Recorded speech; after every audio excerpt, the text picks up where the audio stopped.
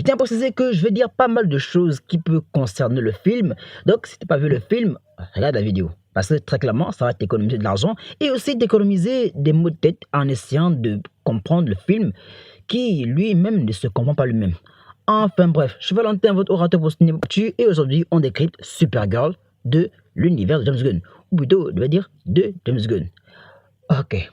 D'abord, il faut comprendre que le film arrive dans une période assez particulière. On a envie de découvrir l'univers de James Gunn, l'univers que James Gunn propose, mais aussi on est un peu réticent à cause du fait que c'est James Gunn qui produit ça. Pas parce qu'on n'aime pas James Gunn, hein. Bon, moi perso, je l'aime bien, ses films d'horreur étaient assez intéressants, mais le problème c'est que à part Guardians de la Galaxie qui a ce côté-là un peu flashy, qui fonctionne très bien, que je kiffe.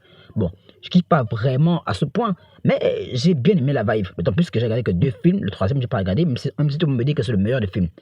En tout cas, donc ce qui est pour dire que James Gunn vient d'un univers cinématographique qui est déjà dans une certaine fosse. On a envie de redécouvrir, de refaire confiance au film, à l'univers, mais on a un personnage, on a un gars qui a envie de nous proposer quelque chose qui ne nous plaît pas et il a envie que ça se termine. Bon, on va un peu discuter du film, mais aussi du message plus ou moins féministe, politique qui se cache derrière le film Supergirl. Ok, on va donc aller étape par étape, commencer par dire les bonnes choses de ce film pour arriver aux mauvaises. Bon, ce qui est bien dans ce film, c'est que ce film ne dure pas. Voilà, il est assez digeste et c'est un film qui, quand tu parles le regarder en mode, je vais pas vraiment me forcer, tu encaisses le film, c'est un film. Voilà, il n'y a pas vraiment de grosse mécanique, grosse particularité derrière, à part que certaines scènes sont intéressantes, mais on peut voir plus. Bon, ensuite, il y a aussi le fait que le film a quand même des propositions à faire, même si elles sont parfois étouffées, mais je trouve quand même que certaines thématiques abordées dans le film, à savoir l'esclavage, la sexualisation et on va dire tous ces thèmes-là, sont vraiment intéressants, même si elles sont avec un message très particulier, un message qu'on va aborder vers la fin de la vidéo. Pour dire que le film a du potentiel. Clairement pour moi, je trouve que le film a du potentiel. D'autant plus que le personnage de Supergirl est un personnage assez intéressant et moi, je kiffe le personnage parce que je l'ai découvert dans une série d'animation, je me souviens plus trop, et c'était un peu un choc pour moi parce que premièrement, elle était plus forte que Superman, ce qui m'a assez choqué et que j'aimais bien, mais aussi parce qu'elle avait la capacité d'être à la fois une femme forte, mais une femme douce, perturbée, qui essaye de simplement vivre, comprendre le nouveau monde qu'il a en essayant de faire le deuil de l'ancien monde qu'elle a perdu, sa vraie vie, Krypton. Et pour moi, c'était vraiment quelque chose de magistral. Le personnage m'a pris et parlait du deuil, du regret et de la difficulté à passer à autre chose lorsqu'elle a subi un traumatisme extrêmement grave. Et je rappelle quand même qu'elle a vu sa planète se détruire. Je ne sais pas pour vous, mais pour moi, simplement, c'est quelque chose de véritablement extrêmement traumatisant. Et je me suis pris le personnage, c'est mon personnage préféré, enfin mon troisième personnage préféré dans DC. Elle est en numéro 3 et c'est vraiment un personnage que je kiffe. Attention, ça n'a rien à voir avec le fait de féministe ou autre. Simplement, j'adore la façon dont le personnage a été présenté dans la série animée que je parle en question. Voilà. Parce que, à part la série animée, je n'ai jamais regardé un autre Supergirl que le Supergirl que je vais à peine regarder où je fais la vidéo. Voilà. C'est assez perturbant, je le pense. Ensuite, le film aussi propose certaines thématiques assez intéressantes. On a un personnage qui est un peu différent du personnage de Clark Kent, de Superman. Et c'est aussi jouissif, parce qu'on a quand même ce contraste-là, même si c'est vrai que c'est... Voilà. Mais pour moi, je trouvais que c'était intéressant. Les musiques sont acceptables, pas bonnes, pas mauvaises, mais voilà, c'est James Gunn. Et aussi, j'aime aussi certaines positions en mode Zack Snyder qui ont été mis en avant dans le film. On sent vraiment qu'il n'y a pas vraiment... Il y a eu aussi ce petit truc-là de vouloir rendre le personnage iconique et ce côté-là aussi d'être un peu décalé de la vision du super-héros, notamment justice, pouvoir, tout ça, et tout le blabla, ce qui est pas forcément mauvais, mais qui est quand même aussi un peu une façon de voir. Voilà, c'était quand même une base de laquelle on nous plonge pour pouvoir comprendre le film et je pense que c'est quand même intéressant. Alors, là, c'est vraiment tout ce que j'ai pu dire de bien du film. Ça veut dire que je me suis donné à fond, j'ai essayé de défendre le film, enfin, de montrer ses potentielles qualités, et on va arriver au point des négativités. Parce que clairement, il y en a tellement que je peux en faire un film, une série, qui aura quand même un moment succès. Voilà. Revenons à la question qui est plus ou moins l'analyse du personnage de Supergirl. Parce que très clairement, il y a tellement de choses qui doivent être abordé. Millie Alcock joue très bien le rôle de Supergirl, mais pour moi, elle n'est pas assez attrayante. Dans le sens que je me sens pas vraiment attiré vers elle en imaginant que c'est elle Supergirl. J'ai plus le sentiment qu'elle joue un autre personnage, mais en tout cas, elle joue très bien. Voilà, ça c'est un truc, elle joue très bien. Mais je me sens pas vraiment attiré par le personnage. J'ai l'impression que l'actrice ou bien je sais pas quoi, en fait, elle est comme l'acteur qui joue Barry Allen, qui jouait Barry Allen. Le personnage, l'acteur, il est quand même doué dans ce qu'il fait, je pense. Mais je me sens pas vraiment attaché par ce personnage. J'ai du mal à me sentir à l'aise à regarder ce personnage-là. Même si le personnage joue très bien. L'actrice joue très bien. Mais c'est un peu ce côté-là qui revient. Lobo, c'est un point faible pour Lobo parce que Lobo est un personnage qui est bien présenté pour moi dans le film. Il est bien présenté, même s'il y a quand même une petite couche qui est encore ajoutée, mais il est quand même bien présenté. Et je trouve que c'est dommage qu'il ne soit pas quand même avec une certaine profondeur. On sent que le personnage est profond, mais on a l'impression qu'il n'a pas le droit d'exister. Et c'est vraiment ce que je trouve assez méprisant. Je vais parler de David Corenswet, qui joue le rôle de Superman, qui vient un peu faire quelques petits caméos et montrer un peu la dualité entre Supergirl et Superman. Même si, pourquoi Girl, pourquoi pas Man. Enfin bref. Donc tout ça pour dire que c'est quand même assez intéressant. Mais plutôt, je trouve ça très redondant dans le sens qu'on ne propose presque rien à ce niveau. C'est-à-dire qu'on nous laisse des brides pour apprécier le film dans sa complexité, mais sans véritablement accepter la complexité de ce film en question. Ensuite, on a aussi le côté qui pour moi est très négatif, enfin pas vraiment négatif, mais qui m'a quand même déplu, c'est le fait que Supergirl ne porte son costume que presque vers la fin du film. Moi, je trouve que c'est quand même un peu décevant. C'est pas forcément une mauvaise chose, c'est juste personnellement. En fait, je trouve vraiment que ça aurait peut-être été mieux, parce que enfin, c'est pas vraiment un truc qui pèse sur le film, mais c'est quand même un truc que j'ai retenu en étant plus ou moins en désaccord avec ça. C'est vrai qu'on pourrait dire que Hugh Jackman n'a presque jamais porté le costume de Wolverine, mais il y a quand même la différence. Voilà. Pour un film qui, comme celui-là, a du mal à se stabiliser, je pense que quand même les petits trucs comme ça auraient quand même été des bonus à ajouter au film pour quand même faire du contrebalancier par rapport au fait que le film est plus ou moins. Voilà. Bon. Au niveau scénaristique, ça aussi c'est un problème parce que le scénario, comment l'expliquer simplement? Il s'agit là un personnage féminin, Supergirl, qui a une tenue assez bizarre et particulière, qui porte une tenue qui ressemble, qui ressemble plus ou moins à l'idée qu'on se fait des jupes scolaires japonaises, qui va au final aller se bourrer dans deux planètes et son chien va se faire euthanasier. Et au final, elle va devoir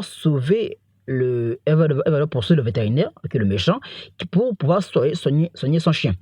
Voilà, j'ai vraiment essayé de rendre ça plus soft, mais il faut avouer que c'est quand même assez bancal. Le scénario est plat, et on peut dire que le scénario est plat, mais quelque chose aussi pouvait aussi être ajouté au-delà. C'est-à-dire que certes, le scénario n'est pas vraiment ce qu'on imagine de ouf, j'ai du mal à me souvenir de son nom, mais en tout cas, elle avait quand même la possibilité de faire mieux. Mais il faut aussi oublier que le réalisateur est censé sublimer aussi le scénario. Et c'est un peu ce qui s'est pas passé. Parce que certes, le réalisateur qui a été pris pour faire le film, pour moi, je trouve que c'est un réalisateur assez intéressant. Il a quand même, euh, il a quand même réalisé des films assez intéressants comme Cruella et puis Moi, Tonya avec Margot Robbie. Mais je trouve que quelqu'un qui a quand même prouvé des choses, je trouve. Voilà, je trouve qu'il a quand même prouvé des choses. Et je m'attendais quand même à sa vision. C'est de ce que moi j'ai apprécié. Bon, à part peut-être moi, Tonya, que je n'ai pas forcément aimé à un grand niveau, mais j'ai quand même aimé le film. Bon, Cruella, j'ai kiffé. Voilà, j'ai kiffé Cruella. Voilà, c'est mon kiff. Ensuite, il faut aussi voir que le film a un problème encore plus vaste. Hormis le fait qu'on a pris un gars et que James Gunn l'a plus ou moins malaxé pour qu'il devienne un co-James Gunn, je ne sais pas comment on peut dire ça, s'il est un co-James Gunn ou bien un vice-James Gunn, parce que là, clairement, c'est pas lui qui a fait le film. Parce qu'il faut le dire, sa vision, sa patte, son existence, même en tant qu'auteur, imaginez-vous, on vous dit que le réalisateur que vous aimez tant, qui a pour habitude de produire des films avec sa patte, et puis on vous dit que c'est lui qui a réalisé ça. Je suis en mode, attends, mais là c'est quand même trop. On sent vraiment que James Gunn l'a léché le cerveau et qu'au final, il est obligé de faire un film qui n'est pas forcément la vision qu'il avait. Cependant, j'estime qu'un réalisateur est censé aussi s'adapter à ce niveau et c'est quand même quelque chose d'assez intéressant. Même si J'aurais quand même voulu voir sa patte. Quand on annonce un réalisateur, c'est quand même pour que sa patte puisse être mise en avant. Même si tout est un peu dégueulasse, on sent vraiment qu'il y a un filtre Instagram dégueulasse qui vient se mettre en mode Gardien de la Galaxie, mais en pas bien. Genre, imaginez Gardien de la Galaxie, mais stérile, et qui a le sida. Voilà, c'est chaud, mais c'est un peu dans le style là. On voyage sans vraiment voyager. En fait, tu es conscient de ton esprit que tu as voyagé, mais impossible de profiter du voyage. Il y a aussi ce côté-là de Borderland. Ouais, ce film est très très proche de Borderland. Je ne sais pas si vous connaissez, vous souvenez du film, parce que personne n'a regardé le film là. Moi non plus, je n'ai pas regardé, mais je sais qu'il y a ce côté-là avec ce Kevin Hart qui est un peu intéressant, mais bon, le trailer était assez mid. Mais je me dis quand même, Borderland, c'était vraiment l'inspiration de ce film en fait. Voilà, c'était mon inspiration de ce film. Alors, est-ce que le film est mauvais? C'est une question que je vais répondre plus tard. Cependant, revenons à la question qui est revenue, parce que là, moi, je fais la vidéo à chaud. J'essaie un peu de me calmer à chaque fois que je parle pour ne pas dire des choses que je vais peut-être regretter plus tard. Peut-être qu'en regardant le film 2 fois ou 3 fois, peut-être qu'il va même me plaire. Pour l'instant, c'est pas vraiment ça. J'ai du mal à me faire au super-héros dans ce sens-là, qui est mode pipi caca et tout ça là. Voilà. Je ne dis pas que les super-héros doivent être stoïques, ils doivent être rigides. Non, j'aime Captain America, mais pas pourtant que je veux que tous les personnages soient comme ça. Je veux juste des personnages bien écrits. Alors, ce film a fait beaucoup de polémiques aussi, parce que dans le sens que on se disait que bah, c'était un film wokisme, un film woke, un film féministe engagé. Alors, j'ai rien contre le féminisme, voilà. Mais le féminisme, dans les films de super-héros, des blockbusters, il y a un problème qui est quand même là, parce que généralement, les femmes, dans ces films-là, sont prises comme supérieures aux hommes. Attention, attention, je ne dis pas que, voilà, ce qu'il faut comprendre, c'est que le féminisme est censé être l'égalité. C'est-à-dire, la femme a de la valeur, l'homme a de la valeur. Prenons par exemple les personnages féminins qui ont plus ou moins réussi selon moi. Le film qui est vraiment Enter, qui montre des personnages féminins, c'est qu'ils n'ont pas besoin de rendre le personnage en mode She-Hulk. Voilà, pas besoin de créer une She-Hulk pour pouvoir valoriser la femme. Je pense que sur ce point-là, je ne suis pas vraiment d'accord parce que les films doivent traiter du personnage tel qu'il est véritablement. Par exemple, je prends le cas d'une série que je kiffe, la série You, avec le personnage de Beck, personnage que c'est mon meilleur personnage. Non mais sérieux, Beck c'est le personnage que j'ai envie de voir. Je voulais qu'on fasse une série sur Beck. Bon, c'est vrai que ça allait être un peu bizarre avec le fait que Joe Goldberg n'est pas là. Mais en tout cas, c'est un peu ça. C'est-à-dire que le personnage de Beck, elle est ah, non mais j'adore le personnage en fait. Pour moi, c'est mon meilleur personnage, même le personnage de la série. C'est le meilleur personnage de la série pour moi.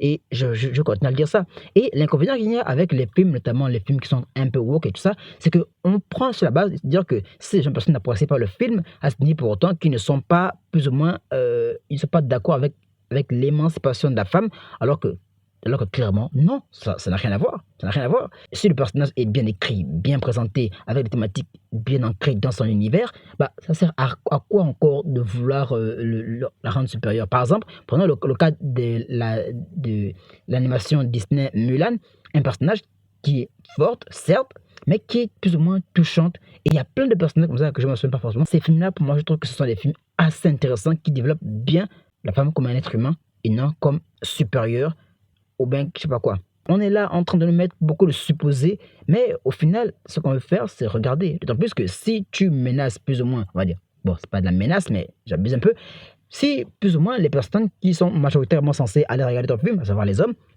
sont déjà comme conditionnés d'avoir des réponses par rapport à ce que tu dis, par rapport à ce que par rapport à ce que l'actrice dit, ça signifie que, bah, au final, est-ce qu'on peut regarder le film, on a forcément un avis sur la question que tu mets en évidence? Non. On peut regarder le film, bah juste regarder le film parce qu'on aime le personnage, on a envie de le voir adapté à l'écran, on a envie de voir comment le personnage est traité par rapport à l'affection qu'on a du personnage. Pas pour autant qu'on soutient une idéologie ou bien qu'on ne soutient pas une idéologie. Ça n'a rien à voir. Pour moi, je trouve que c'est une chose distincte qui ne doit pas être mélangée. Bref, le film Supergirl, pour moi, est un film qui mérite d'être vu une fois pour au moins savoir de quoi il parle. Parce que c'est bien beau de critiquer le film, mais c'est quand même mieux de regarder pour savoir qu'est-ce qui se passe dans le film. Mais clairement, le film n'apporte rien, du moins rien qui justifie le fait que j'ai envie de regarder la continuité de cet univers-là. Pas forcément que ce film sera mauvais, mais je ne peux pas vraiment me me laisser berner 2 fois avec Superman que je trouve vraiment voilà. Et puis Supergirl qui, fait encore moins que Superman. Pourtant, moi, j'attendais ce film. Batman, Superman, ils viennent un peu en dernier. Ils sont populaires, intéressants, mais j'ai plus d'affection à ces personnages-là parce que j'ai découvert de manière très particulière. Ah. Enfin bref, pour moi, Supergirl, c'était un film qui aurait dû exister, mais qui a existé. Mais pas comme je l'aurais voulu. Et c'est un peu l'inconvénient qu'il y a avec ce film. Il y a beaucoup de choses qui auraient dû être faites, mais qui n'ont pas été faites. Et la question, c'est maintenant, pourquoi? Pourquoi ça n'a pas été fait? Pourquoi le film ne porte pas véritablement l'emblème de Supergirl? Juste, faites Supergirl, lisez des comics. Je sais pas, en fait. Bon, je peux pas un peu dire que le film est très bon, dans le sens que peut-être que c'est bon et que c'est moi qui ne comprends pas, en fait. Peut-être que je suis juste stupide et que je ne comprends pas le film, que c'est un film révolutionnaire et que je ne comprends rien. C'est aussi une possibilité. Mais bon, pour moi, je viens pour donner mon avis sur le film. Donc, c'est un peu ça. J'ai pas vraiment aimé le film et je pense pas que je vais l'aimer de sitôt. D'autant plus que le film, généralement, on l'aime moins, plus on passe du temps dessus. À moins que le film soit extraordinaire. D'autant plus que c'est pas une question de personnage féminin ou masculin. C'est une question de personnage humain, touchant, sur lequel on peut s'identifier, attacher. Parce que oui, il y a des femmes qui s'identifient, qui ont de l'affection pour les personnages masculins et inversement. Moi, j'ai de l'affection pour Supergirl. Du moins, la série animée. Enfin, les séries animées qui l'ont bien traité, faut se le dire. Et c'est un peu l'inconvénient qu'il y a avec ce film. J'espère que cette vidéo vous aura plu. J'ai essayé de me défouler un peu sans trop massacrer le film. Parce que clairement, le film a des inconvénients pour moi assez élevés.